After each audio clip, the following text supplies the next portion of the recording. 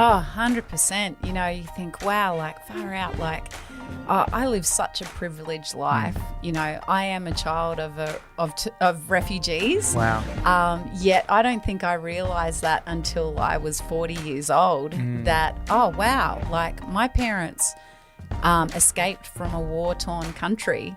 And, you know, I have no idea what that's like. You know, I am an Aussie and I have been privileged. You know, one of my best mates at school said, man, you used to eat Cocoa Pops for breakfast, you know. Wow. And I think, wow, I have no idea, you know. I was talking to Mum the other day and she was like, yeah, you know, some people in Australia haven't been hungry, you know, they haven't. And it's like, wow, my mum was quite poor growing up. And, you know, I think, wow, I have no idea of that kind of life.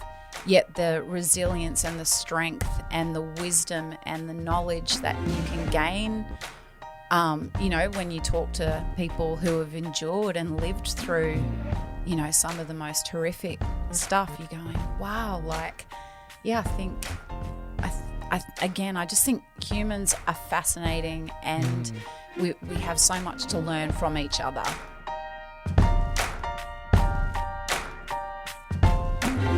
You're listening to Justice Matters with Tim Buxton, a podcast inspiring the fight for a world where everyone belongs. Welcome back to the Justice Matters podcast. This morning I had the privilege of sitting down with Jude Kalman. Now, she is an award-winning documentary cinematographer who was recently awarded the 2020 Graham Wade Pilgrim Media Prize. That's a mouthful. But she was also invited as a result to speak at the United Nations, their 58th Commission for Social Development. She has such a passion to tell people's story through her craft of documentary filmmaking.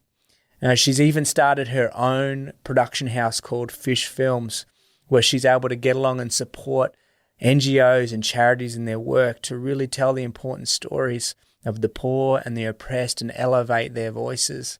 You know, as I sat down with her and we talked, she is such a delightful and joyful, beautiful person to talk to, and her passion for this work that she has really oozes through in our conversation.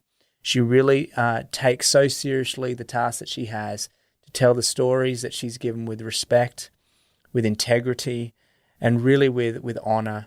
And if you have any interest in the art of storytelling, of film and documentary making, I know that you're going to thoroughly enjoy this conversation that I have with her. Here it is, my conversation with Jude Kalman.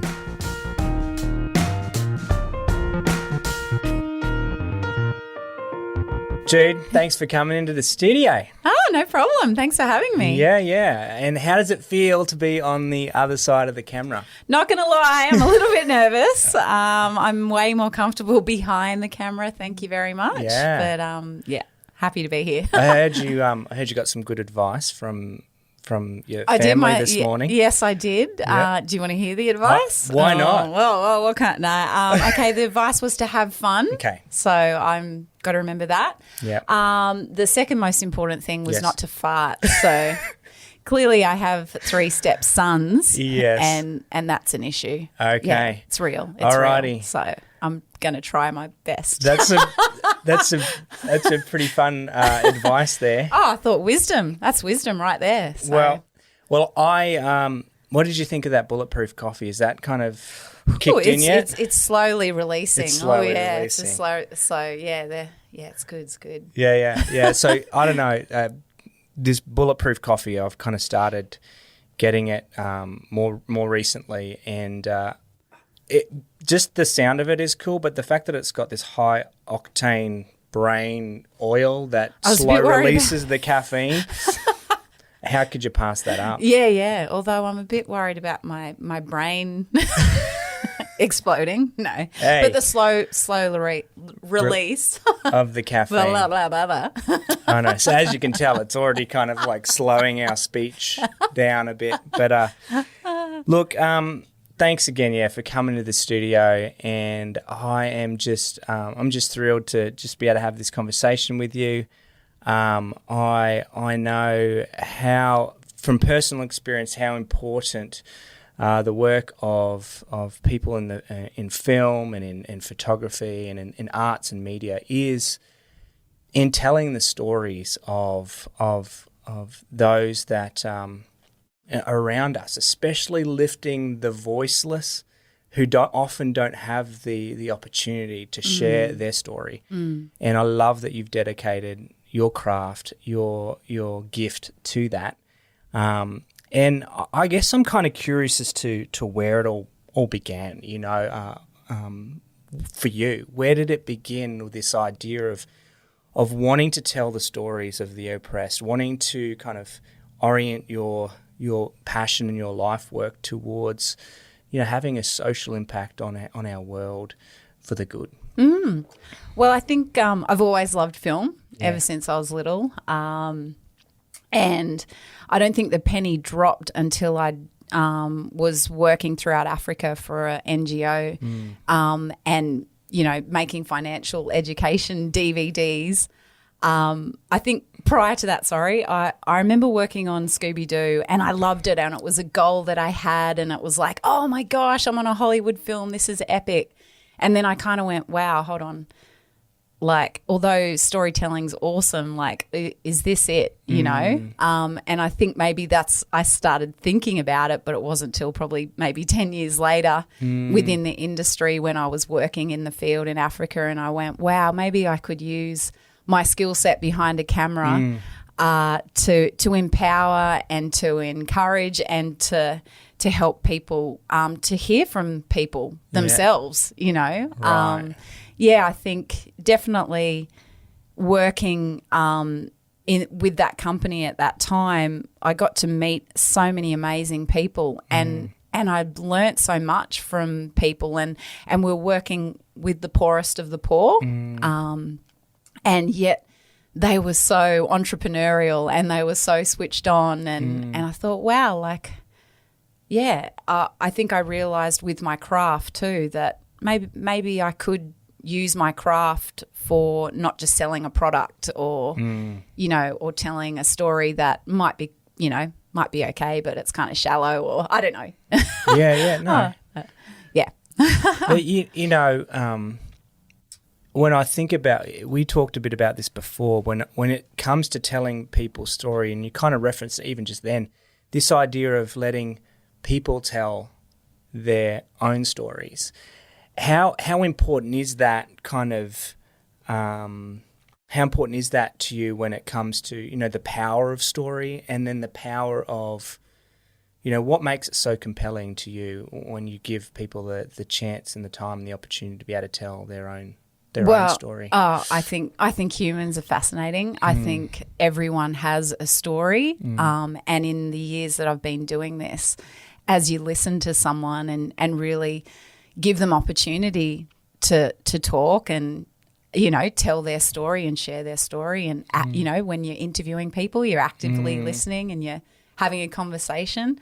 I've learnt that, wow, there's people have wisdom and gems inside them, and I just find that so fascinating. I just find people fascinating, and it's like I've worked with agency kind of work and selling products and, advertising and stuff like that. And, you write scripts and you assume a lot of things. Right. But when I know what I love about what I'm trying to do is, okay, I understand how to interview someone. I know how to listen to them and kind of let them just tell their story because they have such wisdom. You can't assume that person that you're talking to, or you can't assume the circumstance that they've been in.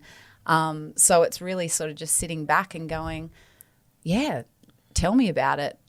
Help me understand what you've been through, because I don't want to assume or bring any prior knowledge. I'm here to listen and to learn, I guess. Yeah.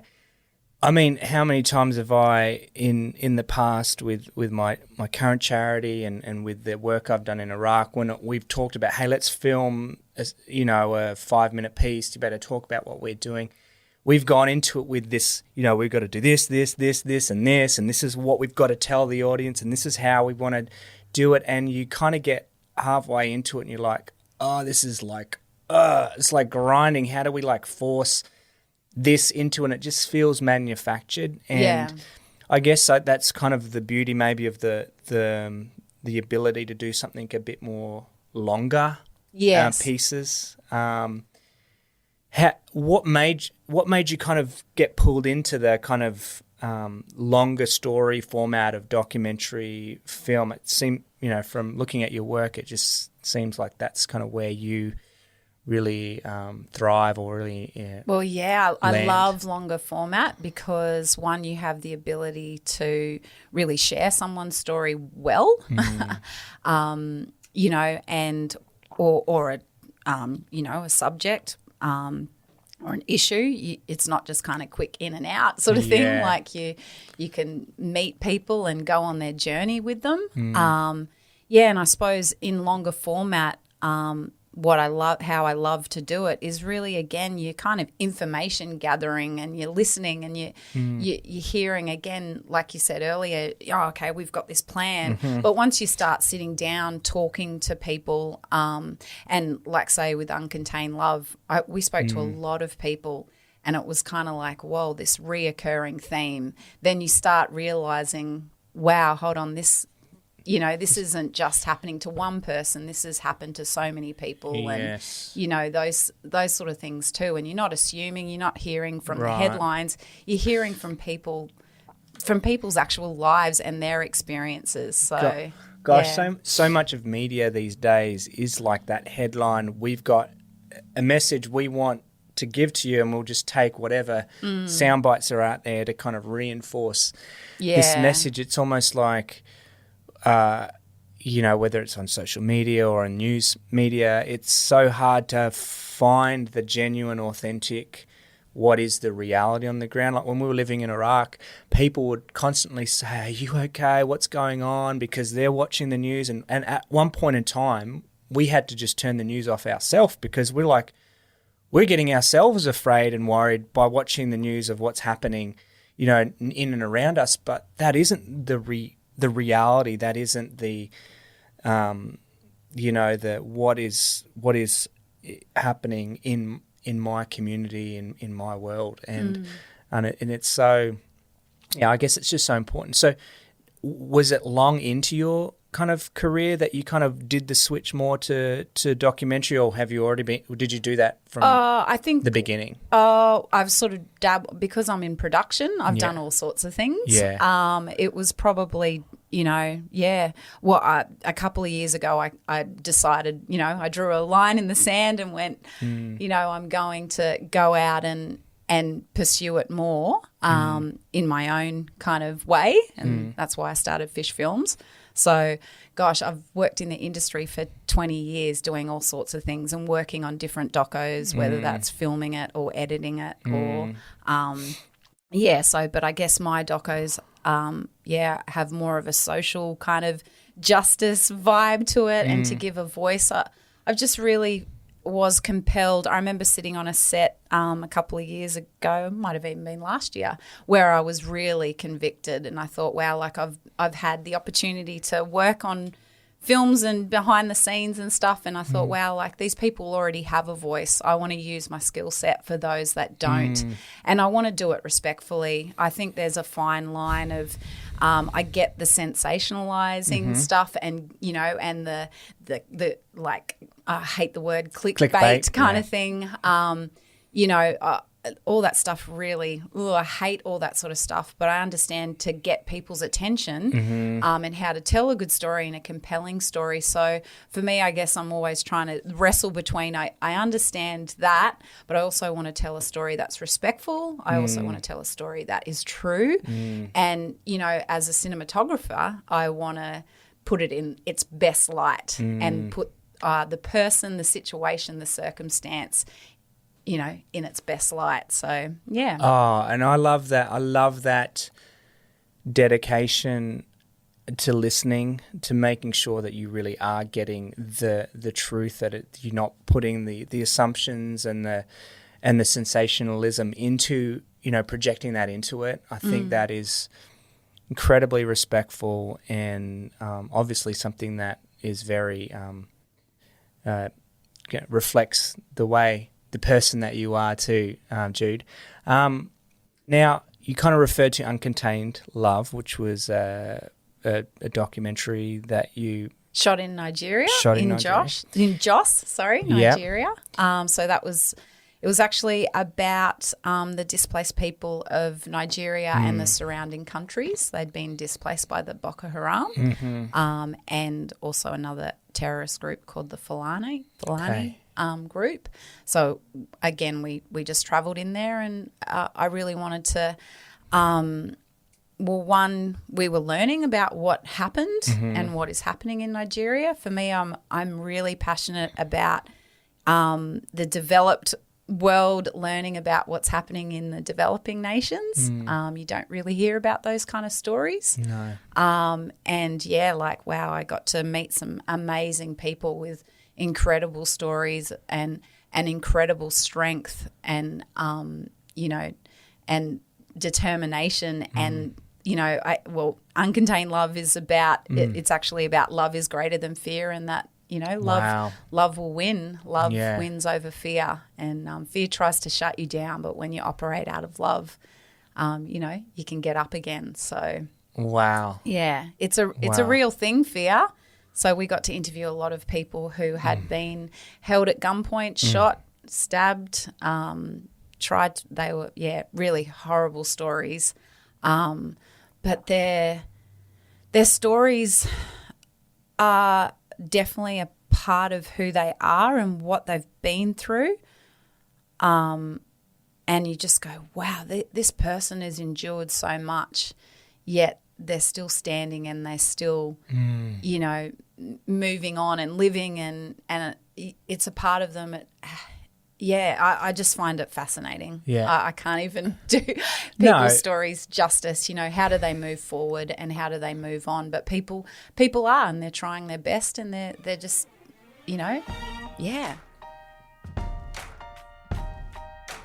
Justice Matters is brought to you by You Belong.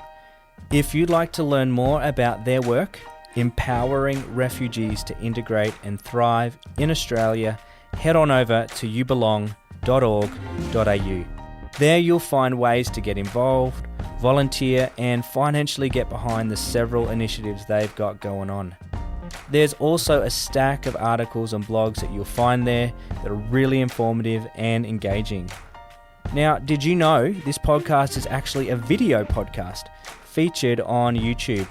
Just search Justice Matters TV on YouTube and watch each episode right there. And while you're there, hit subscribe and get notified each time a new video drops. I think it's so important that we do listen to other people's stories. It kind of helps us to realize areas in our own lives that we've struggled with fear. It's can often be not only enlightening and helping us to how do we address the suffering that they're going through, but how do I even personally move forward in life and look at the reality of the fear that holds me back, the fear that keeps me from loving others or being open to being loved myself. Now that film did get an award, correct? Yeah, it got a couple actually. Okay.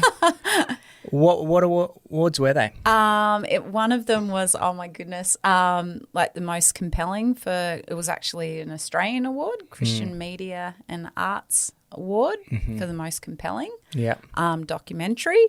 And it also won in another film festival. I've got the printout here, maybe. Oh, yeah, I'm terrible with. I know. So I never put my films in film stuff. My husband does it all behind my back. Well, I'm not making it for the awards, right? But my husband has taught me that you know what, you got to promote the story so people actually hear the story. Right. So I get that. I guess.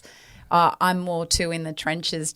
I want to hear the story. I want to go down and and sit with people and learn about their lives and then use my craft to tell their story. So that's a whole other world promoting. So how good is that? Your husband? Oh yeah, he's pretty good. Man. Yeah. So yeah, exactly. I mean, it's awesome to win an award, and it's an honor and it's a privilege. Because But I love the then fact you don't even know the names of the awards. It's terrible, and I don't mean to dishonor it. It's just I'm more focused in the field. I suppose. I think it speaks to your singleness of purpose to really honor and respect the story itself, and not to to necessarily think it's all about what accomplishments or achievements that it has. But obviously it tells too of the wonderful work that you are doing. But you recently kind of spoke at a pretty important event, which I'm pretty excited to hear more about. Yeah. Can you tell us more about that? Yeah, well, seriously, talk about, ending up in really cool places. Earlier this year I spoke at the UN, the United Nations in New York. It was for You've Got to Tell Me. Social Impact Films as a Means to Promoting Inclusion. I love that award, that title. Me too. I that's why I didn't want to get it wrong. Yeah. So I had the honor of speaking about that, and I was invited there through the Lampa Russian Film Festival. So the year before, I had won an award with a short doco that I had made, and then because of that association, we were invited to the UN to speak on that behalf. So I shared the platform with fellow filmmakers throughout the world. Wow. And each of us got to speak about different topics. Mine was, how do you make films that that are inclusive?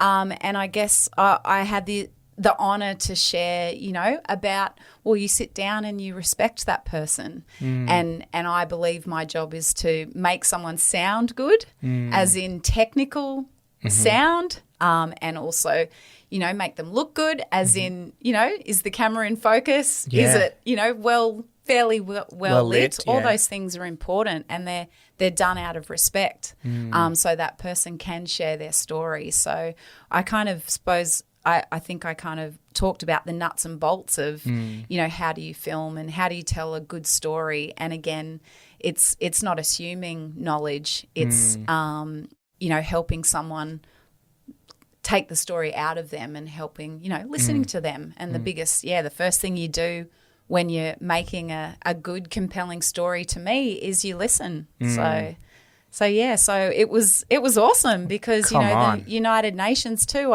I suppose, we got to walk around and I realised, wow, these guys are, they are doing a great work throughout the nations for the vulnerable and for those, for the poor, for the disabled.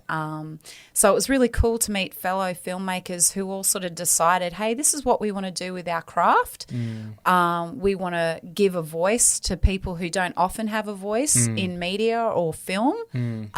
Russia's actually quite switched on in that space. They're making shows and even in advertising and things like that.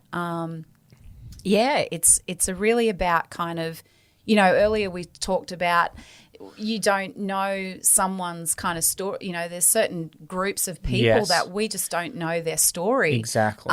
So I guess it was really cool to meet fellow filmmakers who are like, hey, let's share the stories that people don't really hear about, and so it was an honor and kind of a bizarre kind of, wow, how did I even get here? Yeah.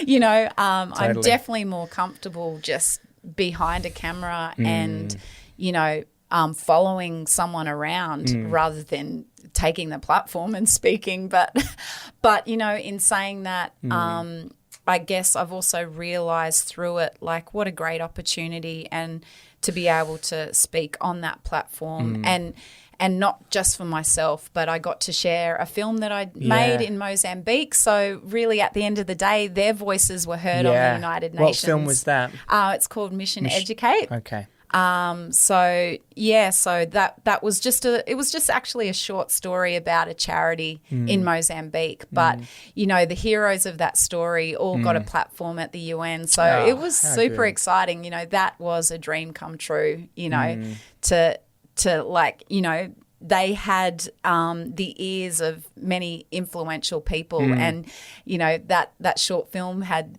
awesome people in it, and they spoke at the UN that day, not just me. Oh, how good is that? Yeah, that kind of award about social impact as a means to promoting inclusion. Well, even this podcast, the tagline is inspiring the fight for a world where everyone belongs, and part of the Drive of You Belong, the charity that we have in that's most active in Toowoomba at the moment, and is addressing the Yazidi people who have recently found refuge in Australia. Incredibly beautiful people that just a few years ago they honoured and remembered their own genocide at the hands of ISIS, and they've come here now. Many families ripped apart, torn apart, trying to piece back their life together here in Australia, but very misunderstood, very beautiful people. They stole my heart when I was living in northern Iraq and spending so much time with them and understanding and learning their cultures, their religious practices, their language, their way of life was just so enriching. But this idea of telling their story in a way that helps them feel like they belong. Inclusion isn't saying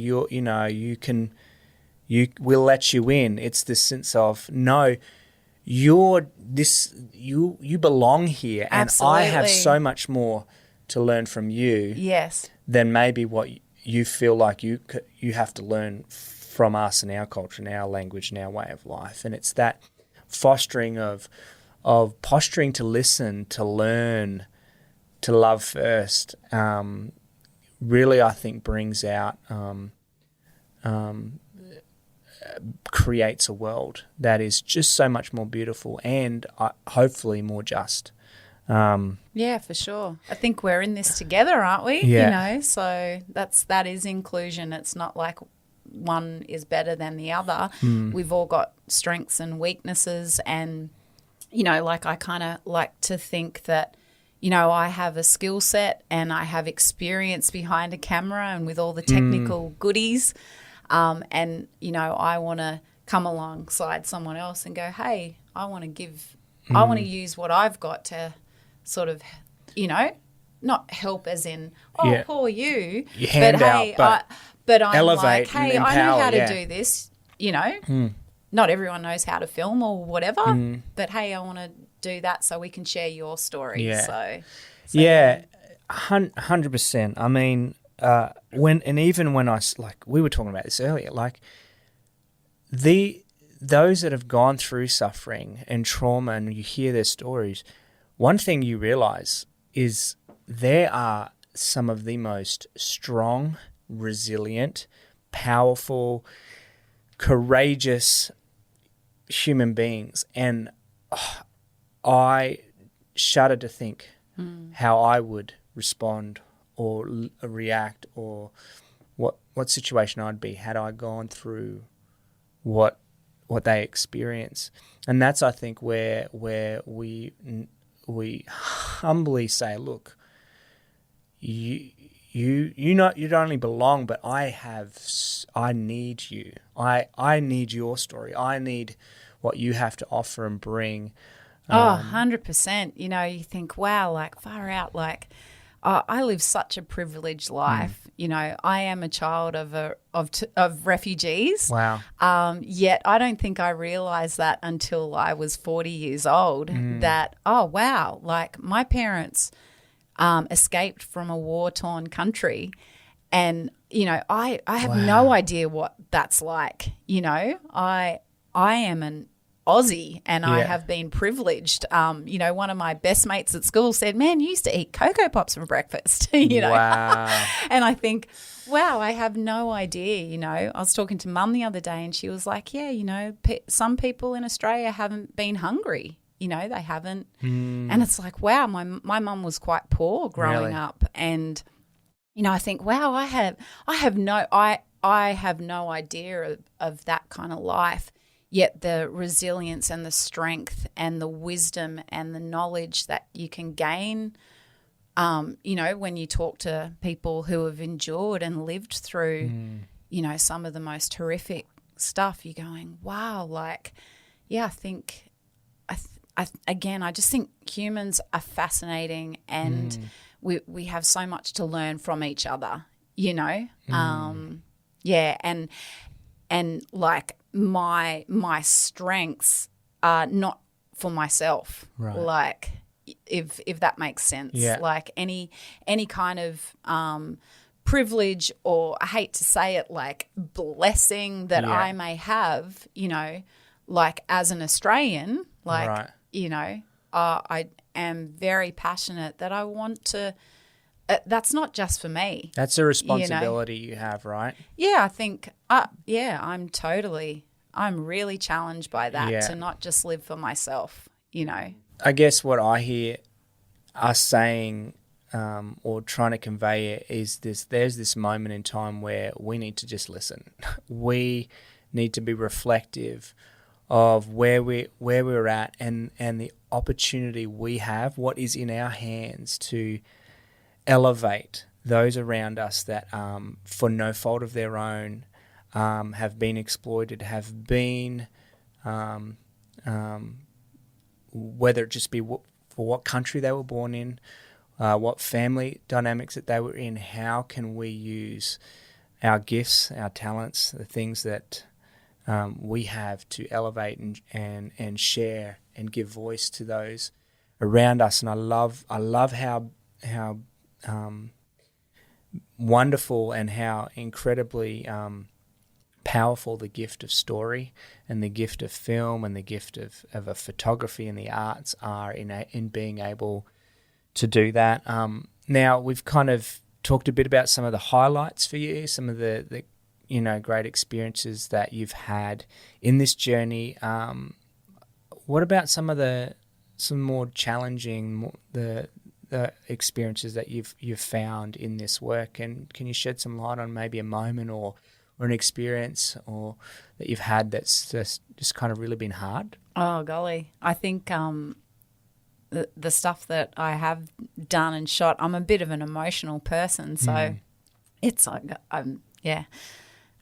even thinking about, like, you know, I take it seriously when I sit down with someone and I interview them and I hear their stories, like, you know. So I think the hardest thing is really kind of digesting, you know, everything that you're hearing, and then wrestling with, well, how do I tell this story respectfully, you know, because this person has trusted me with their fears or with their trauma, you know, and I think that's the most challenging.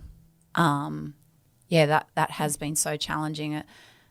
Yeah, I mean, definitely the uncontained love stuff was really hardcore because we interviewed so many different people and their stories were just, you know, horrendous, and the children far out, like, it's just not. And you're wrestling with that, hearing these stories and blown away by their strength. Yet, you know, like, hey, we're all human, like, far out. Like, I can only scratch the surface of what they have been through. Yet, yeah, I find that really crushing. Thankfully, you know, I travel with a friend, so I'm more of the beauty and the emotional person, and then my journo is the truth seeker. So we kind of at the end of every day, if it's been a big thing, hearing people's stories, you know, we're kind of, you know, talking to each other and trying to figure it all out too, you know, because it's not, I'm not in this to sensationalize. Yeah. I really want to honour people, and so people understand or people know about what's going on in the world. So So Gosh, yeah. that must be hard. I mean, when you say journo, you mean a journalist. I'm just Yes. trying to translate Okay. for the American Oh yes, of course. audience out there. But I could imagine how important it is to have someone alongside you in the process to work through these stories, because when you hear something that sometimes you need to be able to debrief and kind of say, hey, this affected me, and I there is such a thing as a vicarious trauma when you're helping and being so entwined in someone else's suffering and pain that you can carry that, and I could imagine how important it is to have someone alongside you in that work. Yeah, well, I think it's not only that, like you sort of spend days, and plus, I really want to be respectful when I'm somewhere. And then also you come back and I edit the docos, so you're reliving it and you're hearing these stories over and over again. And I am someone who really kind of, empathetic, Takes it on. Yep. And I think that's a good thing, because you want to try to do that in your story. Ultimately, when I put it all together, I'm trying to create empathy and share their story in a respectful way. So editing it too, it can be tricky, but it's so well worth it. Because stories like that need to be told and people need to be heard, and even I suppose with the stuff we did in Mozambique, you can. I have seen a lot of poverty in my career with the travel that I have done, and it's kind of like when I take someone who hasn't really seen that, and you're like, oh, whoa, are you okay? But even then I still get impacted, because I think, hold on, this isn't right. Last year we were in Kibera, which is like one of the biggest urban slums in Nairobi, just outside of Nairobi. And you think, wow, people have got beautiful lives there. They're like crushing it at school, and but it's not right. The place, sanitation and that's, you're just going, wow, people live in amongst this. How have we let, how has this happened? So it's that wrestle. I think that's the biggest challenge, wrestling, going far out. Something's got to change. I don't know how it's gonna change. But deep in my heart, it's like, that's not right that kid is sleeping that way, and totally. So I think that's probably, without going into as specific. I can only imagine.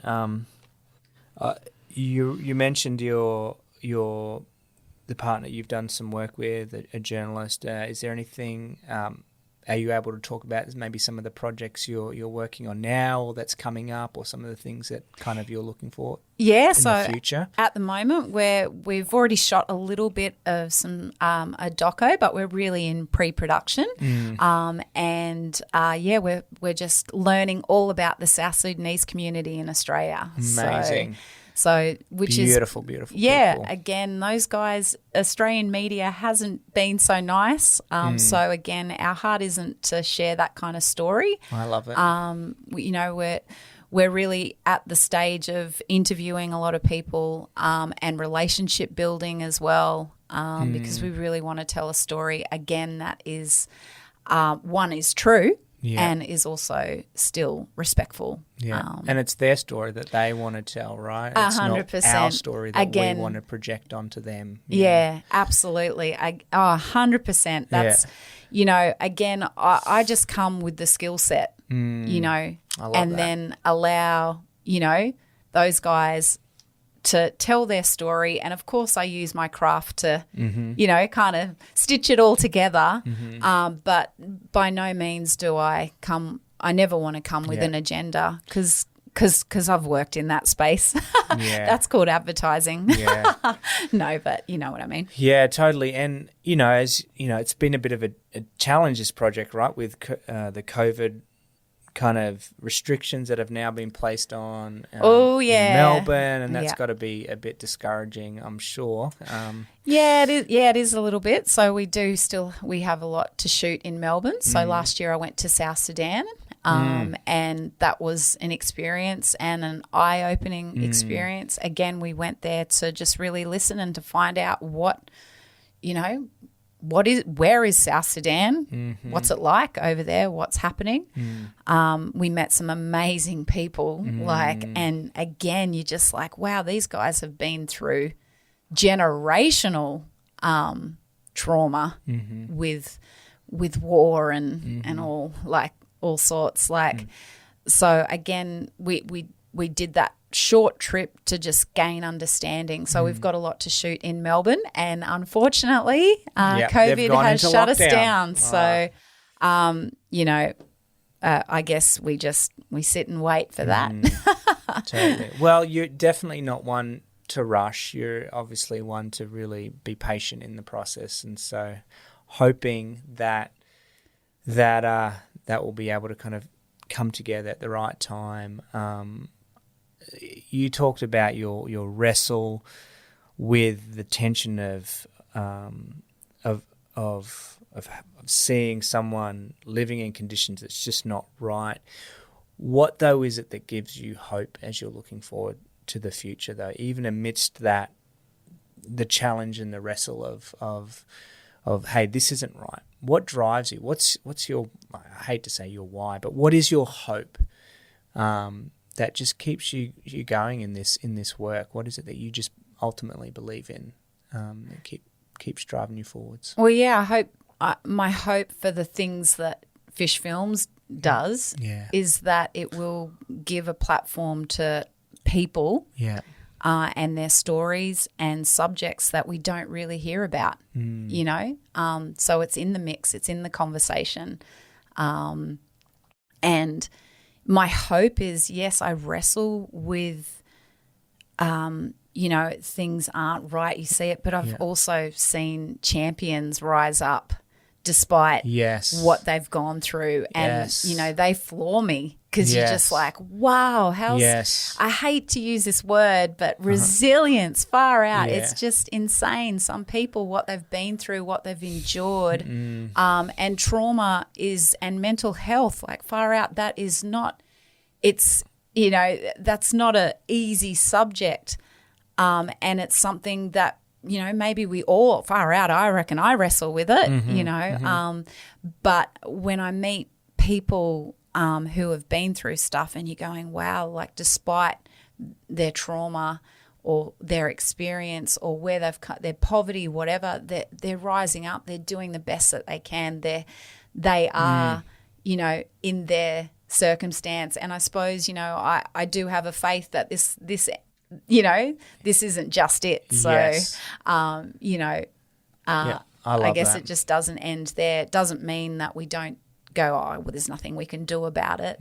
But in certainly cheering people on, seeing them, kind of, I don't know, stand up and do what they want to do, I love it. Well, you touched on your faith. So how how does your faith then kind of contribute to your passion, really, to use film to fight injustice, to Well, definitely, I think my faith is pretty important. It's central to everything that I do. On so many different levels. I think since becoming a Christian, I realised that there's more to life than me.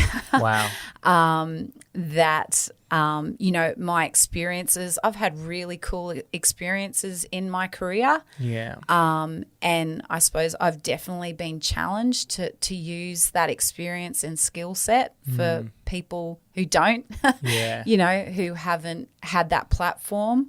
I know I've said that a million times, but I'm just so convicted by, there's so much in the Bible that I read and I'm just like, oh my gosh, I've got these talents. I don't want to bury them.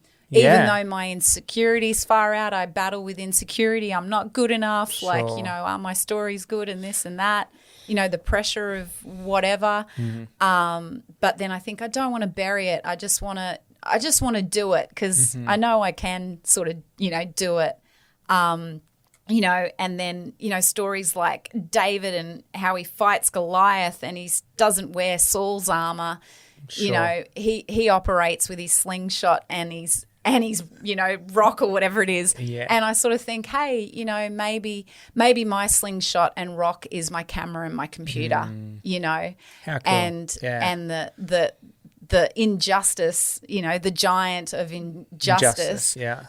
You know, I'm going to take that down by just using my camera and my computer to, you know, to talk about it, to share people's stories, how they've overcome, what they've been through. You know, you first got to acknowledge stuff. Like, again, a core thing in my faith is, you know, as a Christian, repentance is big. So to repent, you got to acknowledge, oh, hold on, something's not right. Yeah. You know what I mean? So, like, and how am I contributing? Yeah, exactly. To like, even you know, injustice around me. It's that ability to kind of step back, right, and say, look, am I complicit? Yeah, 100%. And it's doing the hard work of being, you know, reflective. And I think when you do, you're right, you kind of. Oh, for sure. Again, to me, the Bible isn't, it's a portrait of someone's life sometimes, but it's also a mirror. And you're looking at it going, far out, have I done that to someone? You know, have I, you know, been racist? Have I, you know, pushed someone aside? Exploited, cheated. Yeah, just to get my own gain. Yeah. You know, so to me, my faith is core and completely compels and convicts me to, hold on, am I respecting this person that I'm filming? Am I respecting, you know, because you're sort of running through, or, you know, you're filming in their house and you're lugging gear through their house. Hold on, before I do any of that, this person's a human being. Yeah. You know, who are they? You know, again, I'm here to share their story, not, you know, whiz in and whiz back out or whatever. So I'm compelled by that because I guess that's how Christ loves. Like, and, you know, if you don't do it, I mean, the whole series I did with Uncontained Love was about love, and it's like love does. Like Bob Goff, exactly. I watched him the other day on your podcast, and and it's so true. And it's like, hold on, too, if you don't do it in love, you're just a noise. Right. So that's harsh, you know, because sometimes again, like, you know, people, I could totally get caught up in, these awards and speaking at the UN. I'm not doing it for that. I'm doing it, one, out of a love that I've experienced from a God that I know. Yeah. And that he loves that person as well, way more than I do. Thank you. Thank you, Jude. Thank you, really. I mean, it's really you know, just humbling just to hear your approach and the way that you go about it. I don't think there's anyone better positioned to do what you do. I'm just so, you know, I'm grateful to be getting to know you and to hear just the incredible heart that you have. Fish Films now is your little project that you've kind of began. How long ago did you start this? What is it, a production house? It's you. It's pretty basically much me. But I do contract other people because I've worked in the industry. But right now it's just me. And it really is just me out of obedience, to be honest with you. Yeah. You know, again, Fish Films is a production house that looks for stories that are you know, of people. I love people stories. Yeah. I love long format stuff. But, you know, the reality is I have to do other stuff as well. Sure. But I've left the corporate space, so really I try to help charities tell their stories. And occasionally I'll do a corporate job to, you know, side hustle to do the jobs that I really want to do. So it's a production house that really wants to take, you know, production skills and and use it for social impact and a good impact. So quite often, you know, I will come alongside someone who's already doing the work. So again, I'm not the, you know, the hero or whatever. I definitely align myself with guys that are well established in the field. Sure. You know, and they've got that relationship, and I have relationship with, you know, those very guys collaborative or something. process. Absolutely. In that sense. Yeah. Again, because you know, you want to respect these people and tell their story with the utmost respect. Yeah. Well, I have the utmost respect for you, Jude. And oh golly. and what are the ways that people can, you know, learn more about? Obviously, they can go to Fish Films. Are there other ways they can follow you? Are there other ways people can get involved? You talk about collaboration. Well, I suppose, fishfilms.com.au is my website. Fishfilms.photos. Photos is my Instagram if you want to follow. It's kind of hit and miss, all that sort of stuff. Sure. I'm terrible. Collaboration, hey, if anyone's out there, I'm always looking for an interesting story. You know, and I want to tell people stories and the work that they're doing, whether it's with you know, humanity or environmental stuff. I don't know. Yeah, no, that's perfect. I guess all the stuff I've done so far with Fish Films, which actually you asked when did I officially, I don't even remember when I officially started it, but the last 2 years I've really kind of stepped away from other work that I was doing to really work on the projects of Fish Films. So yeah, that's probably 2 years in the making. So up until now, it's really been organically, you know, I'll come across a story or a person. I've definitely am super compelled to help the you know, those that don't have a voice, to help the poor, to help the starving, the abused and neglected. At now I'm actually wrestling. What is that? I still can't shake. Although Australia is going through its own stuff, and there are a lot of people within our own nation going through stuff, I'm still very compelled to the poor. And the sad reality is there are poor people in this world. Yeah. You know, yes, there's poor people in Australia. Sure. But I'm talking about super duper. Yeah. Not cool. Yeah.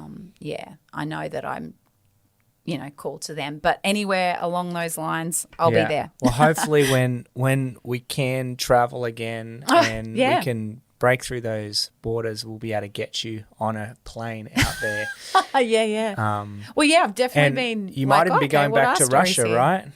Well, yeah, hopefully if the borders open, I have been asked to be a judge on the Lampa Film Festival, which is all about social films and impact films and social advertising, which is super random. Again, my husband found it. I didn't even know it existed, but their work is incredible because they really are trying to give a voice to those that don't have a voice in the media and in that space.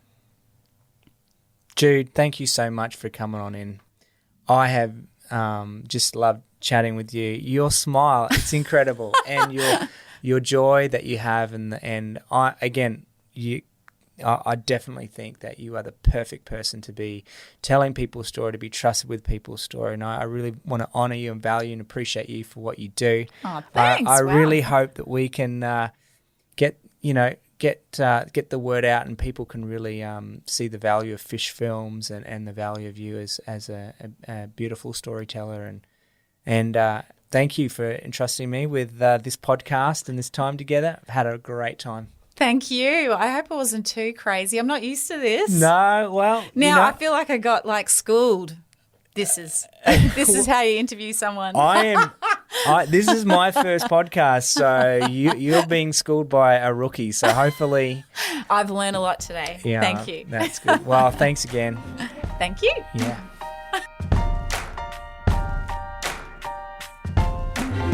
Well, how was that? I had so much fun chatting with Jude Kalman. Guys, head on over to her website, fishfilms.com.au, where not only you'll see the incredible showreel that she has, you'll also hear more of her heart and her passion to tell the stories of non-profits, but also the stories of these beautiful men, women and children that in many cases have overcome such tragedy. They're facing such difficult odds, and there's so much hope and beauty that shines through. She does a phenomenal job. You won't be disappointed checking out her work. Guys, if you'd like to hear the rest of my conversation with Jude, you can do that by becoming a patron of the show, where for as little as just $5 a month, you will get access to bonus content, like these bonus interviews that I have with all of my guests. They go for about 10 or so minutes. Guys, there's plenty of great content that you can only get by becoming a patron. Do yourself a favour and do us a favour. Help us keep producing this podcast by heading on over to our Patreon page. Now it's time to thank those behind the scenes that are helping to produce this show. Guys like John Art and David Gungo, who are also known as The Brilliance, a music group. Guys, they produced the music for this track. Thank you so much for letting us use it. And as always, I'd like to make a shout out to Jose Biotto. Thanks, mate, for your audio engineering expertise. You do a fantastic job producing this show. And lastly, if you're enjoying this podcast, please rate us. You can do that by giving us a high five, which is like giving us 5 stars on Apple Podcasts or Spotify, wherever you listen to this podcast. You can also subscribe to us on YouTube. Make sure you get the videos of all of these podcasts notified and in your inbox, ready to play next time we drop an episode. Guys, thanks for joining me today. Please join me again soon for another episode of Justice Matters. I'm your host, Tim Buxton. Thanks for listening.